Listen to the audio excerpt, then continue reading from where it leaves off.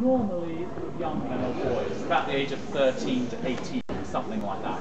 So in Romeo and Juliet, Juliet was actually probably played by a 13 or 14-year-old boy.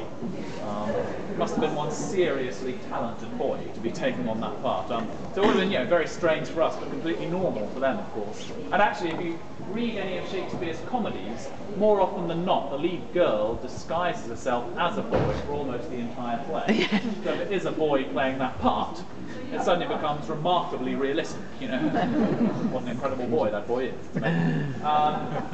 Music was sort of integral to all of Shakespeare's plays, of course. I said that the lords and the earls would have taken up that balcony, but they didn't take up the whole balcony. Actually, the middle section of the balcony that slightly protrudes from the rest, that was reserved for the musicians. That was the musicians' gallery. And also, it was probably used by actors as well if they needed a balcony. The obvious example being Romeo and Juliet's balcony scene.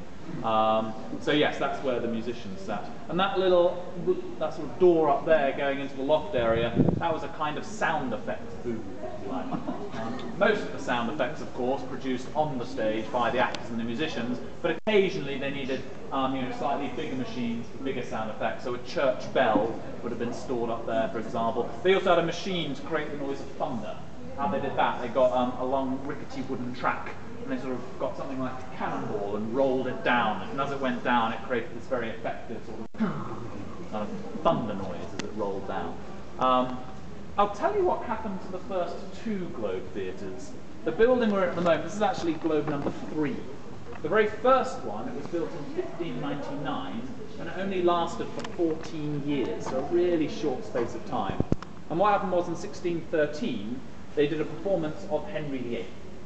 This is the last play Shakespeare ever wrote, and in the middle of the play, the king enters the stage. And they wanted the entrance of the king to be very, very dramatic and exciting. So rather than just using trumpets, as you might do normally, they decided to go one step further and use cannons. And they used real cannons. You can probably see where this story is going. The cannons would have been pointing out of the sound effects booth up there, directly across at the four guys in the middle of the upper gallery, which I always think must have been slightly alarming, with a cannon pointing at you.